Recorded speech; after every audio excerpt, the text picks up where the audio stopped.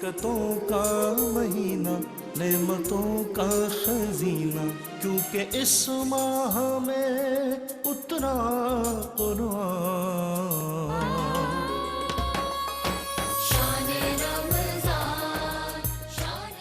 اعوذ باللہ من الشیطان الرجیم، بسم اللہ الرحمن الرحیم۔ ناظرین اکرام، السلام علیکم۔ میں ہوں ڈاکٹر اطہر قسیم اور پروگرام فضائل رمضان میں آپ کا خیر مقدم۔ خواتین و حضرات، رمضان المبارک کی متبرک ساعتیں اور ان مبارک گھڑیوں میں آپ کا اور ہمارا ساتھ فضائل رمضان کا خوبصورت پروگرام اور رمضان شریف کے فضائل کا بیان، یہ سب اللہ تعالیٰ کی عطا ہے جو ہم سب پہ ہو رہی ہے۔ میں مبارکباد بھی دیتا ہوں ARYQ ٹیلی ویژن کے تمام ناظرین کو جنہوں نے فضائل رمضان پروگرام پسند کیا اور اپنی خوبصورت آراء سے بھی ہمیں نوازا اور اپنی دعاؤں میں بھی ہمیں یاد رکھا۔ خواتین و حضرات، آج کے پروگرام کا موضوع ہے صدقہ۔ صدقہ جو ہے یہ ہم اپنی اسلامی ثقافت کا ایک اہم حصہ سمجھتے ہیں۔ ہم پہ جب بھی آفات و بلیات اللہ تعالیٰ کی طرف سے آئیں یا ہم محسوس کریں تو ان کے خاتمے کے لیے ہم صدقہ دیتے ہیں، اور ان آفات و بلیات سے محفوظ رہنے کے لیے ہمیں اللہ تعالیٰ نے صدقہ دینے کی ہدایت بھی فرمائی ہے۔ صدقہ کیا ہوتا ہے، اس عمل سے کیا فائدہ ہوتا ہے، صدقہ کسے دینا چاہیے اور صدقہ کن کن صورتوں میں ادا کیا جا سکتا ہے، اس پر آج گفتگو کرنے کے لیے ہمارے ساتھ تشریف فرما ہیں ہمارے اسٹوڈیو میں جناب قبلہ پیر محمد حسان حسیب الرحمن دام برکاتہم عالیہ۔ بہت شکریہ پیر صاحب کہ ہم آپ کے منتظر بھی رہتے ہیں، ہمارے ناظرین بھی آپ کے منتظر رہتے ہیں، اور آپ کی ماشاءاللہ جو گفتگو ہوتی ہے وہ بہت بصیرت افروز ہوتی ہے، اور خاص طور پہ رمضان المبارک کی ان نیک ساعتوں میں آپ کی گفتگو سے چار چاند لگ جاتے ہیں پروگرام کے اندر۔ صدقہ کے حوالے سے آپ فرمائیے کہ اسلام میں صدقہ ادا کرنے کی کیا اہمیت ہے، اور یہ عمل جب کیا جاتا ہے تو اس سے کیا فوائد حاصل ہوتے ہیں۔ قرآن کریم فرقان مجید کی روشنی میں ہمارے ناظرین یہ سننا چاہیں گے کہ اس کی فضیلت کیا ہے۔ بسم اللہ الرحمن الرحیم۔ الصلاة والسلام علیک یا سیدی یا رسول اللہ، الصلاة والسلام علیک یا سیدی یا حبیب اللہ۔ بہت شکریہ ڈاکٹر صاحب۔ یقیناً آج آپ نے ایک ایسے عنوان کا انتخاب فرمایا ہے، جیسا آپ نے فرمایا کہ جب بھی انسان پر کوئی آفات و بلیات آئیں تو انسان صدقہ دیتا ہے، تو حضور علیہ السلام کی کئی احادیث کا مفہوم ہے کہ صدقہ بلا کو ٹال دیتا ہے۔ تو اس وقت ہم سب پہ ایک مصیبت، ایک بلا کووڈ-19 کرونا وائرس کی صورت میں آئی ہے، اور رمضان کا مہینہ بھی ہے جس میں صدقہ نفلی عمل ہے ویسے، لیکن اللہ تعالیٰ نفل کو فرض کے برابر اجر عطا فرماتا ہے نفلی عبادت کا بھی۔ تو یقیناً ان دنوں میں اور ضرورت مند لوگ بھی بہت ہیں جو گھروں میں محصور ہیں لاک ڈاؤن کی وجہ سے، ان کو ضرورت ہے۔ تو اس وقت جو بھی صدقہ دے گا یقیناً اللہ تعالیٰ کی خاص رحمتوں کا نزول اس شخص پہ ہوگا۔ آپ کا جو سوال کہ صدقے کی کیا اہمیت ہے اور قرآن کریم میں اللہ تعالیٰ نے اس کے لیے کیا فوائد بیان فرمائے ہیں، اللہ کریم قرآن کریم میں ارشاد فرماتا ہے، اے میرے حبیب علیہ السلام، ان کے مالوں میں سے صدقہ لیجئے اور ان کے مال کو پاک فرمائیے، ان کے مال کو پاک فرمائیے۔ یعنی اس آیت سے مراد یہ ہے، مفسرین فرماتے ہیں کہ جب انسان صدقہ دیتا ہے تو اللہ تعالیٰ اس شخص کو اور اس کے مال کو پاک فرما دیتا ہے، مال کو پاک فرما دیتا ہے، اس شخص کو گناہوں سے پاک فرماتا ہے، اس کے گناہ معاف ہوتے ہیں، گناہوں کے لیے کفارہ ہوتا ہے، اور مال پاک ایسے ہوتا ہے کہ اللہ تعالیٰ اس مال کو نقصان سے پاک فرما دیتا ہے۔ ہر مال میں نقصان کا اندیشہ ہوتا ہے، جب انسان مال سے صدقہ دیتا ہے وہ مال نقصان سے بچ جاتا ہے، وہ مال نظر بد سے بچ جاتا ہے، وہ مال جو ہے وہ کسی بھاری نقصان، نظر یا کسی قسم کی بھی خسارے سے محفوظ ہو جاتا ہے، اس سے نحوست اٹھ جاتی ہے، نحوست اٹھ جاتی ہے۔ اچھا، اس سے مراد یہ ہرگز نہیں ہے کہ انسان جو ہے وہ رزق حرام کمائے، حرام مال کمائے اور بولے بھئی فرمایا ہے کہ مال کو صدقہ دے کے پاک کرو، تو میں حرام مال سے ڈھیر صدقہ دے رہا ہوں تو پاک ہو جائے گا، ایسا ہرگز نہیں ہے۔ حرام مال سے آپ صدقہ دیں گے بھی تو صدقہ نامہ اعمال میں کوئی مرتب نہیں ہوگا، صدقہ نامہ اعمال میں مرتب نہیں ہوگا۔ تو اس سے مراد یہ ہے کہ جب بھی انسان کوئی صدقہ دیتا ہے اللہ تعالیٰ اس انسان کو گناہوں سے پاک فرماتا ہے اور مال کو نقصان کے اندیشے سے پاک فرما دیتا ہے۔ اللہ کریم قرآن کریم میں ارشاد فرماتا ہے، سورہ بقرہ میں ارشاد فرماتا ہے کہ وہ لوگ، ان لوگوں کی مثال جو اپنے مال کو اللہ کے راستے میں خرچ کرتے ہیں یعنی صدقہ دیتے ہیں، اس دانے کی طرح ہے جس سے 7 خوشے نکلتے ہیں اور ہر خوشے میں سے 100 دانے نکلتے ہیں، اور پھر اللہ جس کے لیے چاہے جتنا چاہے بڑھا دیتا ہے کیونکہ اللہ وسعت والا اور علم والا ہے۔ اللہ بہت بڑا ہے، وسعت والا ہے اور علم والا ہے۔ یعنی پتہ چلا کہ اگر اللہ کی راہ میں کوئی 1 روپیہ بھی صدقہ کرتا ہے تو اللہ تعالیٰ اس کو 1 نامہ اعمال میں مرتب نہیں فرماتا، اللہ تعالیٰ 700 صدقہ کا ثواب نامہ اعمال میں مرتب فرماتا ہے، اور پھر ہر ایک کے خلوص کے مطابق جس کے لیے اللہ جتنا چاہے اتنا بڑھا دیتا ہے، جس کے لیے اللہ جتنا چاہے اتنا بڑھا دیتا ہے۔ اللہ کریم ارشاد فرماتا ہے قرآن کریم میں سورہ بقرہ میں ہی کہ کون ہے جو اللہ کو قرض حسنہ دے۔ اللہ کو قرض حسنہ کیسا دیا جائے گا؟ اللہ کے کسی بھی غریب بندے کی مدد کر دو، کسی بھی غریب کی مدد کر دو، کسی بھی مسکین کی مدد کر دو، کسی بھی انداز سے اپنے مال کے ذریعے، اپنی طاقت کے ذریعے اللہ کا کوئی غریب بندہ ہے اس کی مدد کر دو۔ یہ ایسا ہے جیسے اللہ کو قرض حسنہ دینا۔ اللہ کریم ارشاد فرماتا ہے کون ہے جو اللہ کو قرض حسنہ دے اور اس کے بدلے میں اللہ کریم اس کو کئی گنا زیادہ عطا فرمائے، کیونکہ اللہ ہی ہے جو رزق کو تنگ کرتا ہے اور اللہ ہی ہے جو رزق میں کثرت عطا فرماتا ہے، اور تم نے اسی کی طرف لوٹ کے جانا ہے۔ تو پتہ چلا کہ جب کوئی اللہ کے راستے میں اپنا مال دیتا ہے، جہاں اس کے گناہ معاف ہوتے ہیں، جہاں ثواب ہوتا ہے، جہاں وہ اللہ کے قریب ہوتا ہے، وہیں اللہ تعالیٰ اس کے مال میں اتنا اضافہ فرما دیتا ہے کہ وہ اس کا تصور بھی نہیں کر سکتا۔ حضرت ماشاءاللہ آپ نے بہت اچھی وضاحت فرمائی ہے۔ یہ پروگرام جو فضائل رمضان ہے، اس میں ہم جو آپ سے سوالات پوچھتے ہیں، ہمیں کروڑوں ناظرین جو پوری دنیا سے یہ پروگرام دیکھ رہے ہیں بیٹھ کے، اور اکثر پیغامات بھی ہمیں موصول ہوتے ہیں، تو وہ یہ کہتے ہیں کہ جو سوالات ہوتے ہیں وہ ان کے دل کی آواز ہوتے ہیں، اور وہ رہنمائی چاہ رہے ہوتے ہیں کہ ایسے سوالات کے جوابات ان کو دیے جائیں قرآن و حدیث کی روشنی میں۔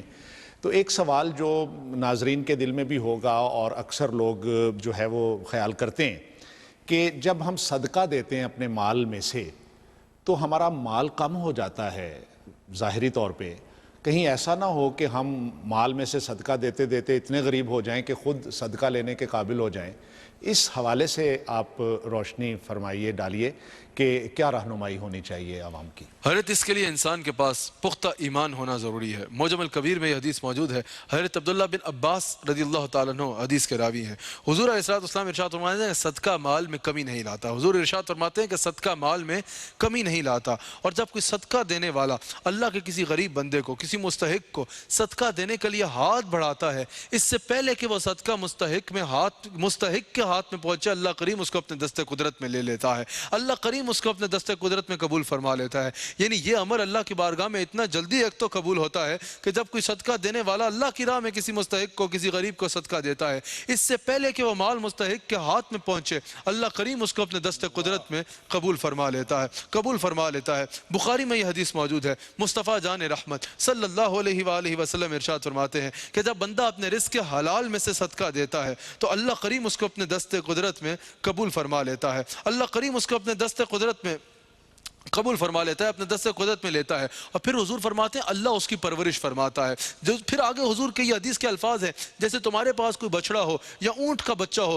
تم اس کی پرورش کرتے ہو نا، اس کو پرورش کر کے اس کو اتنا بڑا کرتے ہو، پھر اللہ تعالیٰ اس کو پہلے ہی اسی طرح نامہ اعمال میں مرتب نہیں ہو جاتا کہ میں نے 1000 روپیہ صدقہ کیا تو 1000 میرے نامہ اعمال میں مرتب ہو گیا، نہیں، اللہ تعالیٰ پہلے اس کو اپنے دست قدرت میں لیتا ہے۔ یہ بخاری کی حدیث ہے۔ پھر حضور فرماتے ہیں جس طرح تم کسی بچڑے یا اونٹ کے بچے کی پرورش کر کے اس کو بڑا کرتے ہو، اس طرح اللہ تعالیٰ اپنی شانوں کے مطابق اس کی پرورش کر کے اس کو بڑا کرتا ہے، اور کتنا بڑا کرتا ہے بخاری میں موجود ہے۔ حضور فرماتے ہیں اللہ تعالیٰ اس کو احد پہاڑ جتنا بڑا کر کے پھر صدقہ دینے والے کے نامہ اعمال میں مرتب فرماتا ہے۔ تو دنیا میں بھی اس کی بہت سے برکات ہیں۔ آپ نے فرمایا کہ بعض لوگ سمجھتے ہیں ہم غریب ہو جائیں گے۔ ڈاکٹر صاحب ہم نے رمضان المبارک میں ہی کچھ دن پہلے رزق حلال پہ ایک پروگرام کیا تھا، جس میں نے تفصیل سے یہ بات بیان کی تھی کہ رزق جتنا انسان لے کے آیا ہے اتنا ہی ہے، اس میں اضافہ نہیں ہو سکتا، لیکن ڈاکٹر صاحب ایک چیز ایسی ہے کہ جس کے ذریعے انسان کے رزق میں اضافہ ہو جاتا ہے، انسان کے مال میں، انسان کے رزق میں اضافہ ہو جاتا ہے، وہ یہ صدقہ ہے، وہ اللہ کی راہ میں خرچ کرنا ہے۔ حضرت موسیٰ علیہ السلام کلیم اللہ ہیں، اللہ سے کلام کرتے ہیں۔ ایک مرتبہ وہ اللہ سے کلام کی خاطر کوہ طور پہ جا رہے تھے تو رستے میں ایک شخص نے روکا، اس نے کہا حضور آپ اللہ کے نبی ہیں، میری ایک فریاد تو اللہ تک لیتے جائیں۔ فرمایا کیا بات ہے؟ کہا کہ میں غریب آدمی ہوں، کبھی آدھی روٹی ملتی ہے، کبھی ملتی ہے، کبھی روٹی ملتی ہے، کبھی پورا دن گزر جاتا ہے روٹی ملتی ہی نہیں ہے، بہت مشکل ہوتی ہے۔ آپ اللہ سے عرض کریں کہ جتنا اس نے میرا مقسوم لکھا ہے وہ تو مجھے موت سے پہلے ملنا ہے نا، آپ کی بات اللہ نہیں ٹالے گا، آپ اللہ سے عرض کریں کہ اللہ ایک ہی بار میں مجھے میرا سارا مقسوم دے دے۔ آپ نے جا کے اللہ سے عرض کر دی، نبی عرض کرے، نبی وسیلہ بنے اور دعا قبول نہ ہو، یہ تو بات ممکن ہی نہیں ہے۔ جیسے ہی حضرت موسیٰ علیہ السلام نے عرض کی اس کی دعا قبول ہو گئی۔ حضرت موسیٰ علیہ السلام اگلے دن اس کے گھر کے آگے سے نکلتے ہیں تو دیکھتے ہیں اناج کا ڈھیر لگا ہوا ہے۔ اللہ کا شکر کیا کہ اللہ نے ان کی دعا قبول فرمائی۔ لیکن جب اگلے دن، اس سے اگلے دن، اچھا اس نے کیا کیا؟ جب حضرت موسیٰ علیہ السلام نے دیکھا ڈھیر لگا ہوا ہے، اس دن اس نے کیا عمل کیا؟ اس نے اعلان کر دیا، اس نے کہا بھئی جو میرے علاقے میں بھوکا ہے، جو میرے علاقے میں مسکین ہے، جو میرے علاقے میں غریب ہے، آج آئے میرے دروازے پہ، اللہ نے اناج کا ڈھیر لگا دیا ہے، اناج کا ڈھیر لگا دیا ہے، جو بھوکا ہے، غریب ہے، مسکین ہے، آئے میرے دروازے سے اناج اٹھا کے لے جائے اور اپنی ضروریات پوری کر لے۔ اسی دن وہ سارا مال ختم ہو گیا، لوگ لے گئے۔ جب اگلے دن حضرت موسیٰ علیہ السلام وہاں سے گزرے نا تو حضرت موسیٰ علیہ السلام نے دیکھا کہ اس کے گھر کے باہر دگنا اناج موجود ہے۔ اللہ کریم کی بارگاہ میں جا کے عرض کی کہ یا اللہ یا کریم، جب میں نے تجھ سے فریاد کی تھی تو کیا تو نے اس کا قسطوں میں رزق مقرر کر دیا تھا کہ آج اتنا پہنچ جائے گا اس کے دروازے پہ، کل اتنا؟ اللہ کریم نے فرمایا نہیں ہے میرے خلیل، جب آپ نے مجھ سے عرض کی تو اسی وقت اس کا سارا رزق دروازے پہ پہنچ گیا تھا۔ تو کہا یا اللہ اس نے تو وہ سارا اسی دن تقسیم کر دیا تھا، تو آج تو دگنا رزق اس کے دروازے پہ موجود ہے، رزق تو انسان کا اتنا ہی ہے جتنا تو نے لکھ دیا، تو یہ کیسے؟ اللہ کریم نے ارشاد فرمایا وہ دنیا سے تجارت کر کے الٹی چالیں بھی کھیل سکتا تھا، وہ دنیا کے ساتھ بھی تجارت کر سکتا تھا، وہ اس رزق کا کچھ اور بھی کر سکتا تھا۔ اس نے تجارت دنیا سے نہیں کی۔ یہاں الٹی چال کہنے کا مقصد یہ ہے، وہ یہ عقیدہ ہے نا کہ اللہ نے جتنا رزق لکھا ہے وہی ہے۔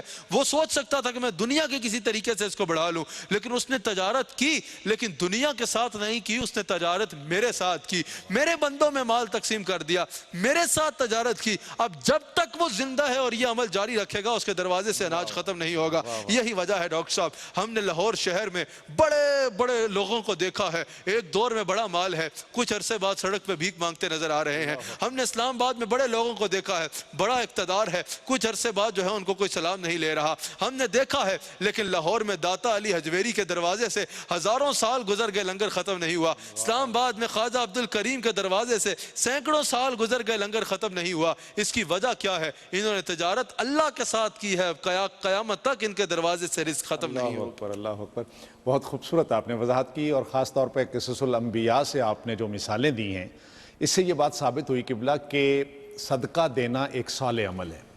دنیا کے اندر جو بندہ صدقہ دیتا ہے، خیرات دیتا ہے اور یہ نیک اور صالح عمل کرتا ہے، آپ یہ فرمائیے کہ اس کے لیے اللہ رب العزت نے کیا اجر رکھا ہے، اس کو اس کا انعام کیا ملتا ہے؟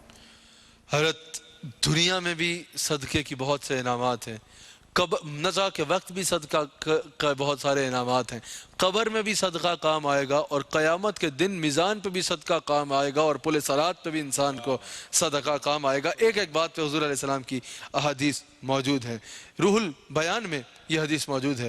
حضور علیہ السلام ارشاد فرماتے ہیں کہ جب انسان اپنے ہاتھ سے صدقہ دیتا ہے، اب وہ پیسے ہو، وہ سونا ہو، وہ کوئی بھی رقم ہو، کسی بھی انداز میں، جب انسان کسی بھی مال کو اللہ کی راہ میں کسی غریب کو صدقہ دیتا ہے، مصطفیٰ جان رحمت فرماتے ہیں، روح البیان میں علامہ اسماعیل حقی نے اس حدیث کو نقل کیا ہے، مصطفیٰ جان رحمت صلی اللہ علیہ وآلہ وسلم ارشاد فرماتے ہیں کہ وہ صدقہ زبان حال میں، وہ صدقہ کلام کرتا ہے، اور وہ کلام کیا ہوتا ہے؟ وہ صدقہ کہتا ہے کہ میں چھوٹا تھا، تو نے مجھے بڑا کر دیا ہے، میں پہلے اپنے حجم کے مطابق تھا، قلیل تھا، جتنا میرا حجم ہے میں اتنا تھا، لیکن تو نے مجھے اپنی سوچ سے بھی زیادہ بڑا کر دیا ہے۔ پہلے تو میرا محافظ تھا، اب میں تیرا محافظ ہوں۔ پہلے تو بینک میں رکھ کے، تجوری میں رکھ کے، لاکر میں رکھ کے میری حفاظت کرتا تھا، لیکن اب دنیا میں، قبر میں اور حشر میں نے تیری حفاظت کرنی ہے، مجھے اللہ نے تیری حفاظت پہ مامور کر دیا ہے۔ پہلے میں تیرا دشمن تھا، لیکن تو نے مجھے اپنا دوست بنا لیا ہے۔ پہلے میں ہی تجھے عیاشیوں پہ لے کے جا کے، نافرمانیوں پہ لے کے جا کے، ذخیرہ اندوزی میں لے کے جا کے، کسی بھی انداز سے تیرے سے دشمنی کر سکتا تھا، لیکن اب تو نے قیامت تک کے لیے مجھے دوست بنا لیا ہے۔ پہلے میں فانی تھا، اب تو نے مجھے اپنے لیے باقی بنا لیا ہے۔ پہلے میں نے تیرے ہاتھ سے نکلنا تھا کسی اور کے ہاتھ میں، ادھر سے نکلنا تھا کسی اور کے ہاتھ میں، پھر آگے سفر کرتے رہنا تھا، لیکن اب قیامت تک تیرا میرا ساتھ پکا ہو گیا ہے، اب تو نے مجھے اپنے لیے باقی بنا لیا ہے۔ پہلے میں قلیل تھا، تو نے مجھے اپنے لیے کثیر بنا لیا ہے، اور پھر وہ صدقہ حوالہ دیتا ہے، اس حدیث کے مطابق کثیر بنایا ہے۔ حضور علیہ السلام نے فرمایا کہ وہ صدقہ حوالہ دیتا ہے کہ تو نے اس حدیث کے مطابق مجھے اپنے لیے کثیر بنا لیا ہے، کہ حضور فرماتے ہیں تم ایک نیکی کرو، اللہ نامہ اعمال میں 10 نیکیاں مرتب فرمائے گا، اور ڈاکٹر صاحب اسی طرح 10 گنا دنیا میں بھی اجر ملتا ہے۔ مجھے ایک واقعہ یاد آ گیا، میرے ذہن میں ابھی ایک دم ایک واقعہ آیا۔ حضرت رابعہ بصری اللہ کی کامل ولیہ تھی، انہوں نے ایک مرتبہ اللہ کے راہ میں ایک روٹی پکی گھر میں کھانے لگی، دروازے پہ کوئی آیا، اللہ کے نام پہ دے دو، اس روٹی کو اللہ کے نام پہ صدقہ کر دیا، گھر میں کچھ نہیں بچا کھانے کو۔ تھوڑی دیر بعد دستک ہوئی، خادمہ نے دروازہ کھولا اور کسی نے بتایا کہ 9 روٹیاں بادشاہ نے بھیجی ہیں آپ کے لیے، یہ قبول کر لیں۔ اس نے آ کر رابعہ بصری کو بتایا تو انہوں نے کہا کہ نہیں یہ کسی اور کی ہوں گی، اس کو بتاؤ کہ جائے، کسی اور اس کو غلطی ہو گئی ہے۔ جب اس نے بتایا غلطی ہوگی، اس نے کہا یہ کس کا گھر ہے؟ کہا رابعہ بصری کا۔ کہا سوری واقعی غلطی ہوگی، کسی اور کی طرف بھیجا تھا۔ وہ عورت بھی حیران ہوئی کہ ان کو کیسے پتا چلا کہ ان کے لیے نہیں ہے، لیکن حیرت تب بڑھ گئی جب کچھ دیر کے بعد دستک ہوئی تو اس نے کہا ابھی بادشاہ نے کھانا بھیجا ہے۔ کہا کیا بھیجا ہے؟ کہا 10 روٹیاں۔ حضرت رابعہ بصری کو بتایا تو کہا قبول کر لو، یہ ہماری ہیں۔ اس خادمہ نے پوچھا حضور آپ کو کیسے پتا چلا کہ وہ ہماری نہیں تھی اور یہ ہماری ہے؟ کہا اصل بادشاہ وہ ہے، حضور فرماتے ہیں تم اللہ کی راہ میں ایک عمل کرو، اللہ 10 گنا اجر عطا فرمائے گا۔ ہم نے ایک روٹی دی تھی تو 9 نہیں آنی تھی، 10 روٹیوں نے آنا تھا۔ یہ جب ایمان ہو تو پھر دنیا میں بھی انسان اس کو ایسے محسوس کرتا ہے۔ مجموع زواہد میں یہ حدیث موجود ہے، مجموع زواہد میں یہ حدیث موجود ہے۔ مولا کائنات حضرت علی رضی اللہ تعالیٰ عنہ ارشاد فرماتے ہیں کہ صدقہ دینے میں جلدی کرو، کیونکہ کوئی بھی بلا صدقے سے آگے نہیں بڑھ سکتی۔ میں بھی اس وقت لوگوں سے کہوں گا، ناظرین سے، اس سال رمضان المبارک میں اس کرونا وائرس کی کووڈ-19 کی سچویشن میں صدقہ دینے میں جلدی کرو۔ آپ صدقہ دے دو، کوئی بھی بلا صدقے سے آگے نہیں بڑھ سکتی، یہ حضور فرماتے ہیں صدقہ دو، اللہ تعالیٰ آپ کو اس وبا سے محفوظ رکھے گا۔ اور کہاں دو؟ اپنے علاقے میں، اپنے خاندان میں، اپنے محلے میں غرباء کو تلاش کر کے ان میں صدقہ دو۔ ڈاکٹر صاحب صدقے کی بہت طاقت ہے، ترمذی میں یہ حدیث موجود ہے۔ حضور علیہ السلام نے ارشاد فرمایا کہ جب اللہ نے زمین کو بنایا نا تو زمین لرزا کرتی تھی، زمین ہلا کرتی تھی۔ اللہ نے پہاڑوں کو میخوں کی طرح زمین میں گاڑ دیا، زمین کو قرار آ گیا۔ فرشتوں نے عرض کی کہ یا اللہ پہاڑوں سے بھی مضبوط کوئی چیز ہے؟ تو اللہ کریم نے ارشاد فرمایا کہ ہاں پہاڑوں سے مضبوط لوہا ہے۔ آج ڈاکٹر صاحب آپ دیکھیں بڑے سے بڑا پہاڑ ہو، لوہے کے آڑے بنا کے اس کو کاٹ دیا جاتا ہے۔ عرض کی کہ یا اللہ لوہے سے بھی زیادہ مضبوط کوئی چیز ہے؟ اللہ کریم فرمایا آگ لوہے سے زیادہ مضبوط ہے۔ آپ دیکھیں آگ سے لوہے کو سیک کے جو چاہے اس کو شیپ دے دی جاتی ہے، اتنا اس کو پگھلا دیا جاتا ہے۔ کہا یا اللہ آگ سے زیادہ مضبوط کوئی چیز ہے؟ اللہ نے فرمایا ہاں پانی آگ سے زیادہ مضبوط ہے، پانی جتنی بھی آگ ہو اس کو بجھا دیتا ہے۔ کہا یا اللہ پانی سے زیادہ مضبوط کوئی چیز ہے؟ کہا ہاں، اللہ کریم نے ارشاد فرمایا ہاں ہم نے جو ہے وہ ہوا میں پانی سے زیادہ طاقت رکھی ہے، اب دیکھیں بادلوں میں کہاں سے کہاں اٹھا کے لے جاتی ہے۔ کہا یا اللہ ہوا سے مضبوط کوئی چیز ہے؟ اللہ کریم نے فرمایا ہاں ہوا سے مضبوط وہ صدقہ ہے جو انسان ایک ہاتھ سے دے تو دوسرے ہاتھ کو خبر بھی نہ ہو۔ ڈاکٹر صاحب یہاں خفیہ صدقہ کہا گیا ہے۔ حضور علیہ السلام ارشاد فرماتے ہیں، طبرانی میں حدیث موجود ہے کہ خفیہ صدقہ اللہ کے غضب کو ٹھنڈا کرتا ہے۔ اور حضرت علی فرماتے ہیں کہ اگر کسی کو صدقہ دو نا تو اس سے آنکھیں بھی نہ ملاؤ، نظریں جھکا کے اس کو صدقہ دو، صدقے کو اتنا خفیہ رکھو کہ ایک ہاتھ سے دو تو حضور نے فرمایا دوسرے ہاتھ کو خبر بھی نہ ہو۔ لیکن ڈاکٹر صاحب ہم عجیب دور میں ہیں، سوشل میڈیا جہاں رحمت بھی ہے، اللہ کی اس اعتبار سے رحمت بھی ہے۔ دیکھیں اس طرح کے پروگرام اس وقت کتنے لوگ ہیں جو ہمارے سوشل میڈیا پہ بھی سنتے ہیں، قرآن کی تلاوت سنتے ہیں، اچھی باتیں سنتے ہیں۔ وہیں سوشل میڈیا ایک اس معاملے میں جہاں بہت سی اس کی خرابیاں بھی ہیں، وہاں ایک یہ بھی ہے کہ ہمارے میں ریاکاری کا اتنا شوق آ گیا ہے کہ کسی غریب کو 10 روپے بھی دے رہے ہوں گے نا تو 10 اینگل سے پہلے اس کی تصویر کھنچائیں گے۔ اللہ کے بندے کئی سفید پوش ایسے لوگ بھی ہوتے ہیں جن کو شرم آتی ہے، جو اس وجہ سے تمہارے سے مال لینے نہیں آتے کہ تم نے دینا 100 روپیہ ہے لیکن تصویریں 1000 کھنچانی ہے۔ تصویریں دو گے تو صوفیہ فرماتے ہیں جو عمل مخلوق کو دکھانے کے لیے کرو اللہ سے اس کی اجر کی توقع نہ رکھنا، لوگوں کے لیے تصویر نہ بناؤ، کوشش کرو یہ تصویر اس کی بارگاہ میں تمہاری آ جائے۔ اگر اس کی بارگاہ میں آ گئی تو دنیا آخرت میں سنول جاؤ گے۔ آخری حدیث یہاں بیان کروں گا، احیاء العلوم میں آخری روایت بیان کروں گا۔ احیاء العلوم میں حضرت عمر بن عبدالعزیز رحمۃ اللہ علیہ کا قول حضرت امام غزالی نقل کرتے ہیں۔ حضرت عمر بن عبدالعزیز فرماتے ہیں کہ نماز انسان کو آدھے رستے تک پہنچا دیتی ہے۔ سب رمضان میں نمازیں پڑھ رہے ہیں نا، آدھے رستے تک پہنچ گئے ہیں۔ پھر آپ فرماتے ہیں روزہ انسان کو اللہ کے دروازے تک پہنچا دیتا ہے۔ مبارک ہو روزے دارو تم اللہ کے دروازے میں پہنچے ہوئے ہو۔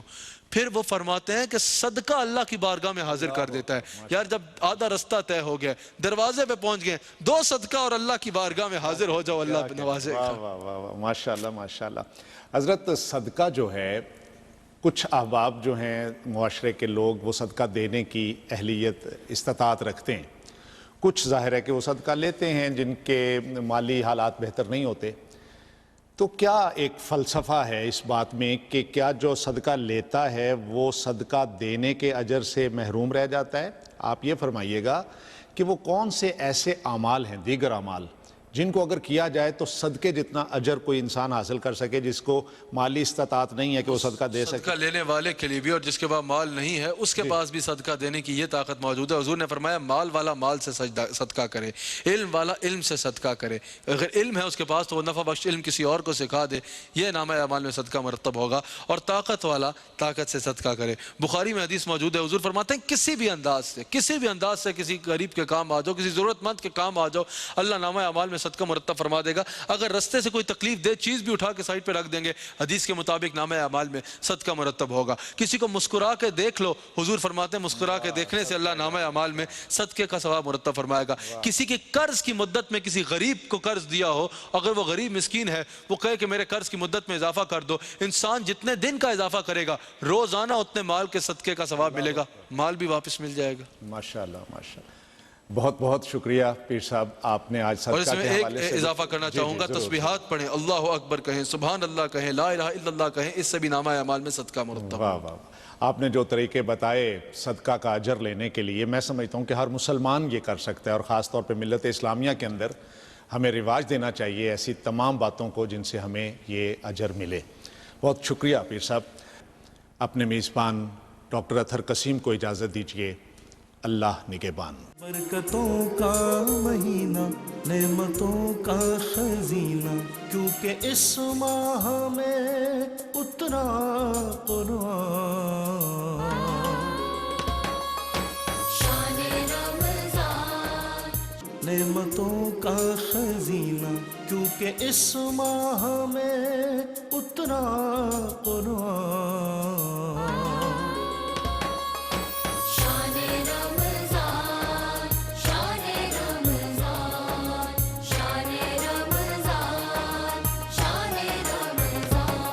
اللہ کی رحمتوں کا خزینہ شان رمضان، اللہ کی رحمتوں کا خزینہ شان رمضان، بخشش و مغفرت